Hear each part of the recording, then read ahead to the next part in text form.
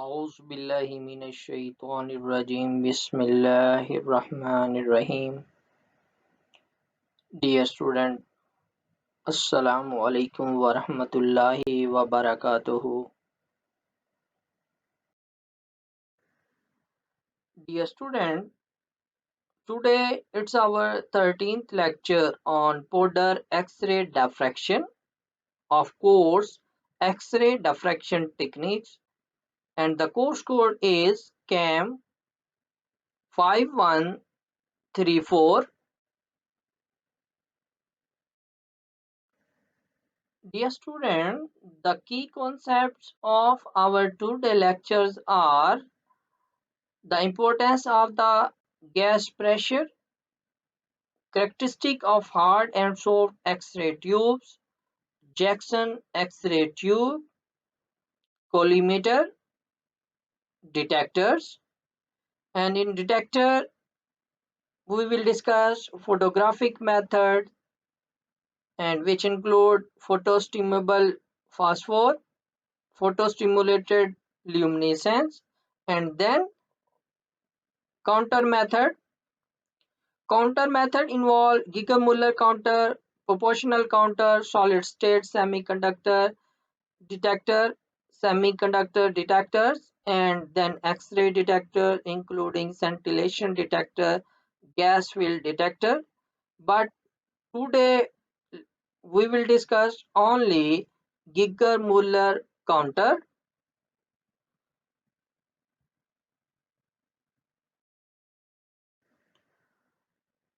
What is the importance of the gas pressure in X-ray tube? For proper operation of the tube, the pressure of the residual gas inside the tube needed to be on the order of 0.2 to 0.5 mmHg millimeter per mercury. A tube with high pressure mean a low vacuum was too soft, while a tube with a lower pressure mean high vacuum was too hard.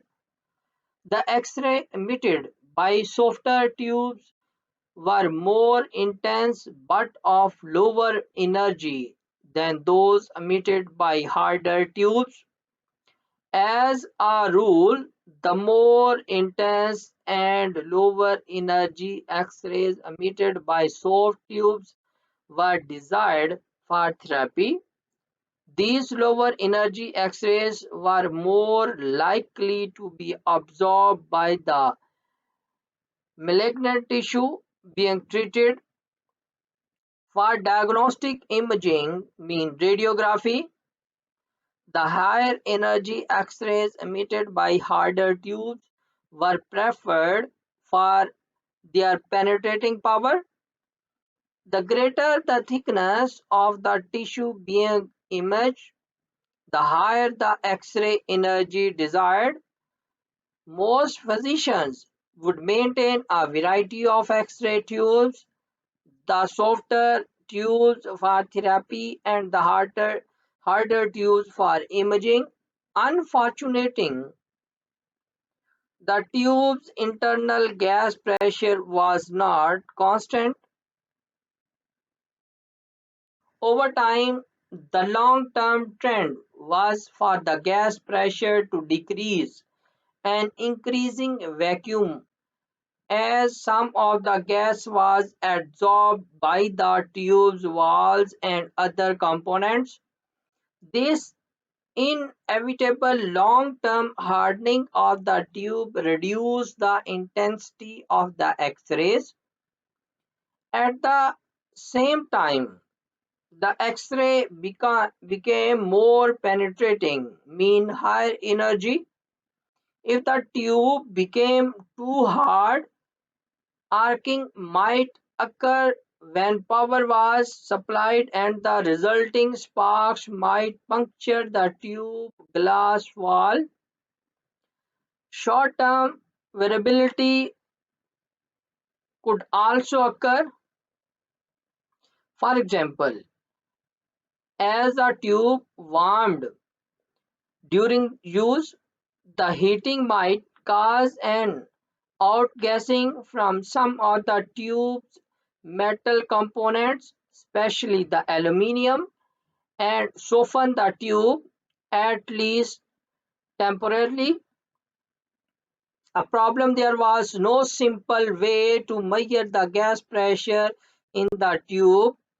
A comparison of hard and soft tube is provided in the following table.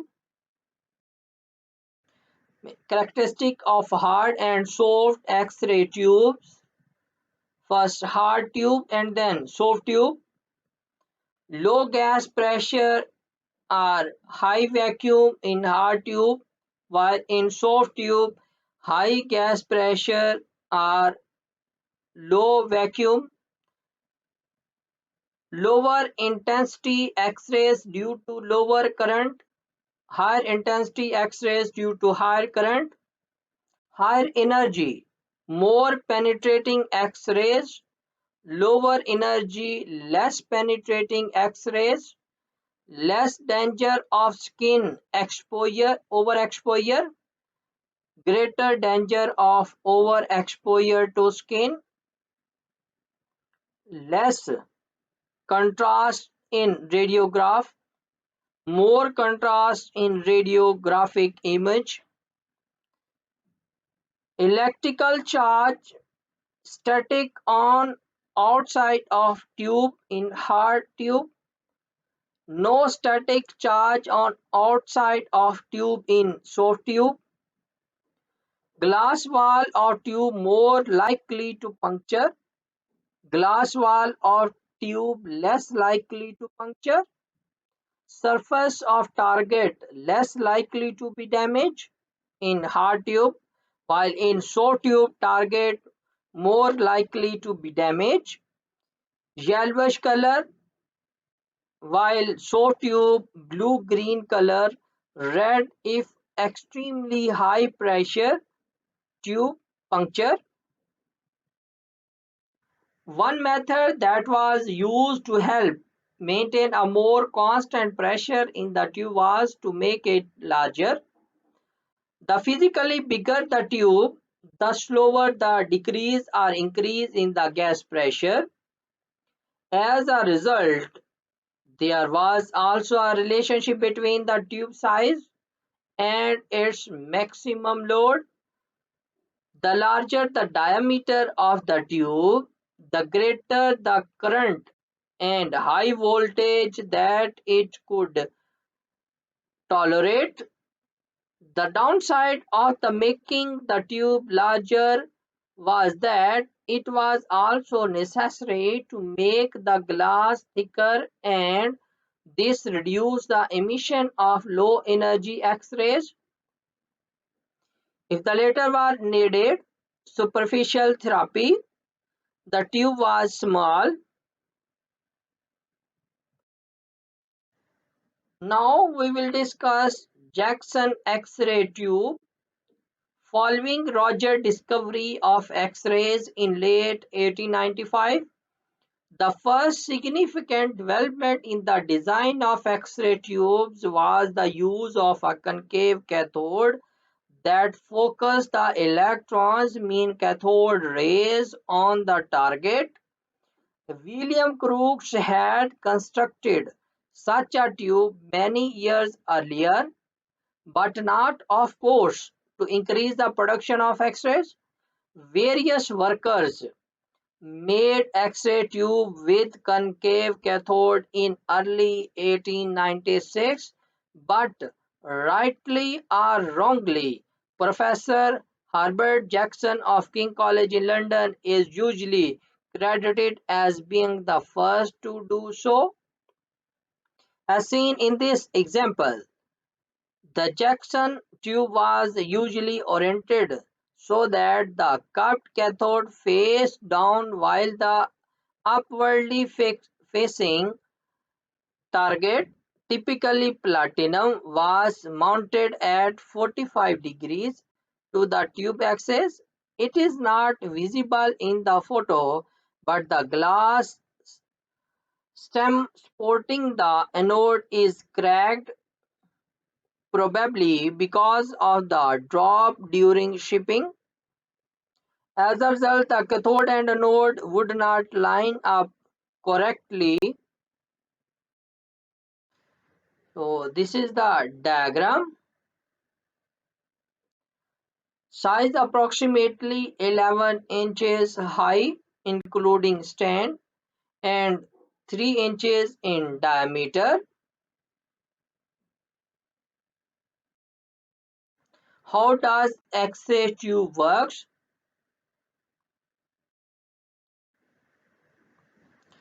Student, here is the link of YouTube video.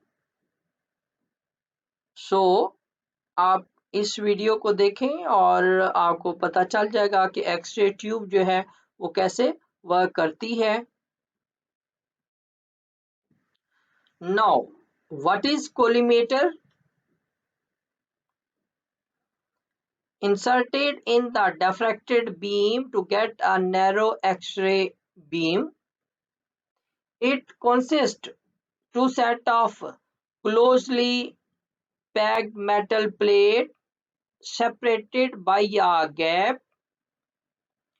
The left end of the collimator shown is mounted on the X-ray tube. The yellow colored region at the left end determines the size of the beam. The green region at the right end remove parasitic radiations. These are the green.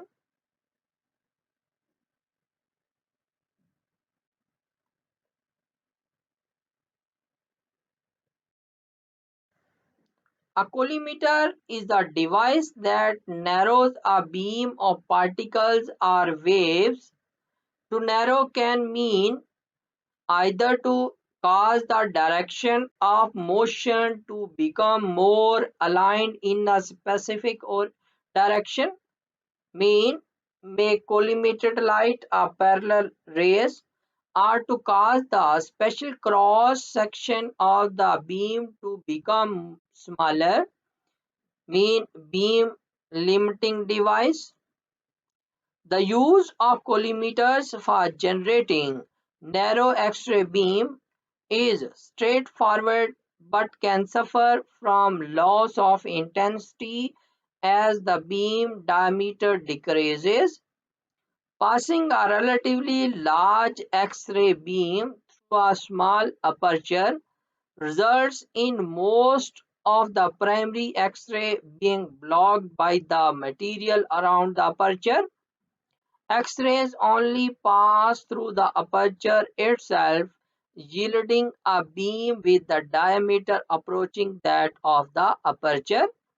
However, as the aperture is narrowed, the proportion of X-rays which are blocked increases dramatically. Thus, beams generated in this manner with diameters below 500 micrometer become low in density, and diameters below 100 micrometer become unworkable because of this problem.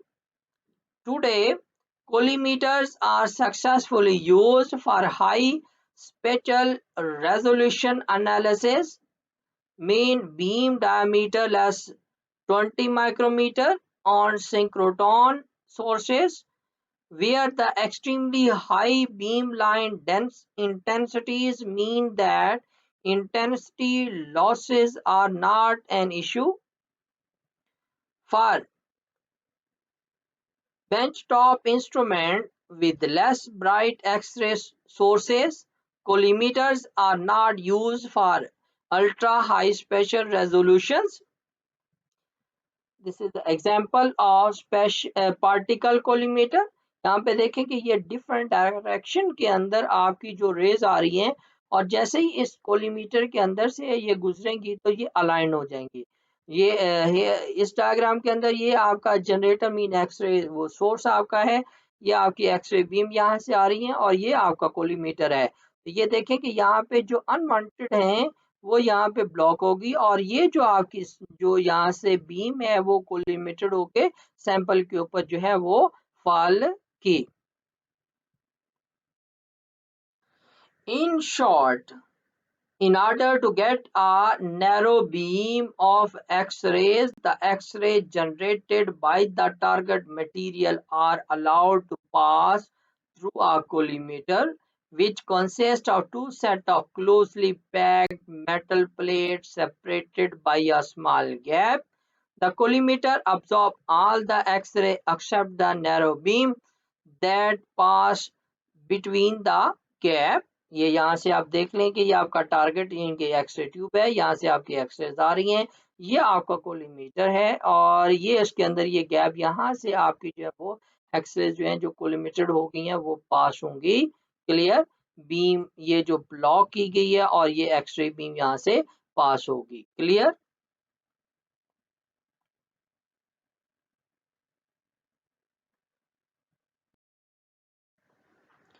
Now, types of monochromators.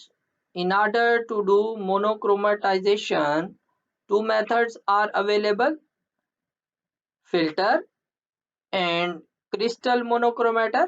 In filter, flat crystal monochromator, and in crystal monochromator, curved crystal monochromator. Material use: sodium chloride and quartz for monochromator. Filter: X-ray beam may be partially monochromatized by insertion of a suitable filter. A filter is a window of material that absorbs undesirable radiations that allows the radiation of required wavelength to pass. Crystal monochromator. Crystal monochromator is made up of suitable crystalline material positioned in the X-ray beam so that the angle of reflecting plane satisfied the Bragg equation for the required wavelength. The beam is split up into component wavelength. Crystals used in monochromator are made up of material like sodium chloride, lithium fluoride, quartz। ये diagram आपके पास first जो है ये flat crystal monochromator की है, ये आपकी polychromatic X-rays आ रही हैं, ये फ्लैट क्रिस्टल आपके पास है, ये जो आपके पास स्पेसिंग डी जो है एच के एल है। सेट ऑफ प्लेन्स ये जो यहाँ से आपके आ रहे हैं ये थीटा आपका है, मोनोक्रोमेटिक एक्सरेज आपकी यहाँ से जो है वो प्रोड्यूस होंगी। क्लियर? देन आपके पास ये कर्व्ड क्रिस्टल मोनोक्रोमेटर है, ये फोकसिंग सर्कुलर रेडियस आर आपका जो है ये जो सोर्स है, ये आपका crystal bend to radius 2r और ये यहाँ से आपकी क्या हो रही है, यहाँ से अप्रोक्सीमेट फोकस जो है वो आपकी रेज हो रही है। क्लियर? तो ये आपका कर्व्ड क्रिस्टल मोनोक्रोमेटर है, इसकी वजह से ये जो कर्व हुआ हुआ है ये आपका फ्लैट क्रिस्टल मोनोक्रोमेटर है, ये flat crystal monochromator. Now, detectors. The X-ray intensities can be measured and recorded either by photographic method, counter methods. In counter method, Giger-Muller tube counter, proportional counter, solid state semiconductor detector, semiconductor detectors, and then X-ray detector including scintillation detector, gas field detectors. Both these type of method mean photographic method and counter method depends upon availability of X-rays to ionize matter and differ only in the subsequent rate of electron produced by the ionizing process. Photographic method to record the position and intensity of X-ray beam, a plain or cylindrical film is used. The film, after exposing to X-ray, is developed, contain photographic plate, blackening or developed film is expressed in terms of density unit, mean D is equal to log I naught over I, where I naught intensity, incident intensities, I transmitted intensities, and D represent the total energy that causes blackening of the film. D is measured by densitometer. The photographic method is mainly used in diffraction studies since it reveals the entire diffraction pattern on a single film. Photostimulable phosphorus. An increasingly common method is the use of photostimulated luminescence. Photostimulable phosphorus plate (PSP plate) is used in place of the photographic plate. After the plate is X-rayed, excited electrons in the phosphorus material remains trapped in color centers in the crystal lattice until stimulated by a laser beam passed over the plate surface. The light given off during laser stimulation is collected by a photomultiplier tube, and then advantages of photostimulable phosphorus. The PSP plate can be reused. And what are the disadvantages? Time consuming and uses exposure of several hours. Now, what is photostimulated luminescence? Photostimulated luminescence is the release of stored energy within a phosphor by stimulation with visible light to produce a luminescent signal. X-rays may induce such an energy storage. A plate based on this mechanism is called a photostimulable phosphor plate and is one type of X-ray detector used in projectional radiography. Creating an image requires illuminating the plate twice. The first exposure to the radiation of interest writes the image, and later second illumination, typically by a visible wavelength laser, read the image. The device to read such a plate is known as a phosphor imager, occasionally spelled phosphor imager, perhaps reflecting its common application in molecular biology for detecting radiolabeled phospho-related proteins and nucleic acid. Projectional radiography using a photostimulable phosphor plate as an X-ray detector can be called phosphor plate radiography or computed radiography, not to be confused with computed tomography, which uses computer processing to convert multiple projectional radiographies to a 3D image. And now, what are the counter methods? In which first we discuss Giger-Muller counter, filled with an inert gas-like organ. Central wire anode is maintained at a positive potential of 800 to 2500 volt. Measures ionizing radiations.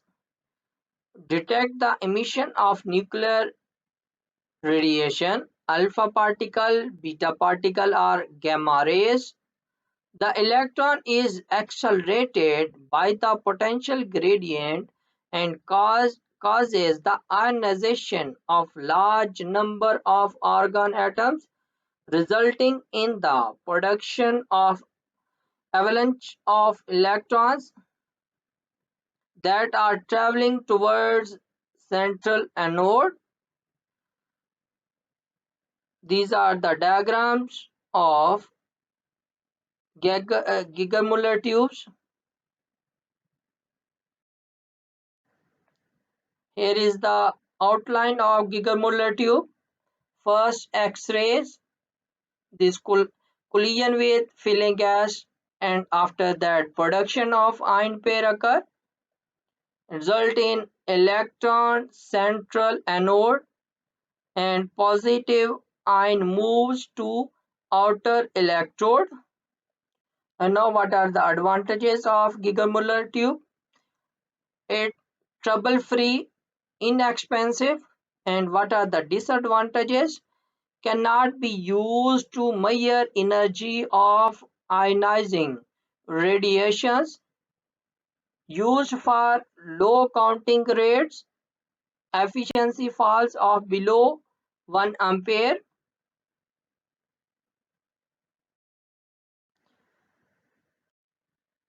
Student, ये आपको different video के link दिए गए हैं कि अगर आप Geiger Muller tube को देखना चाहते हैं तो उसके लिए आपके पास ये लिंक दिया गया यूट्यूब वीडियो का। And working of Geiger Muller tube counter आपने देखना है या डिटेक्टिंग न्यूक्लियर रेडिएशन आपने देखना है तो उसके लिए ये लिंक आपके पास दिए गए हैं। जैसा कि हमने कहा कि ये आपके अल्फा बीटा गैमा वगैरह के लिए यूज होते हैं, तो उसके लिए न्यूक्लियर रेडिएशन के लिए आप ये लिंक जो हैं ये देख सकते हैं। Dear student, here is the end of our today lectures of order X-ray diffraction. Any question regarding to our this lecture or to our previous lectures? You can send me that question at my email ID maslamchemist@hotmail.com, and I shall send you the most appropriate answer of your question as soon as possible.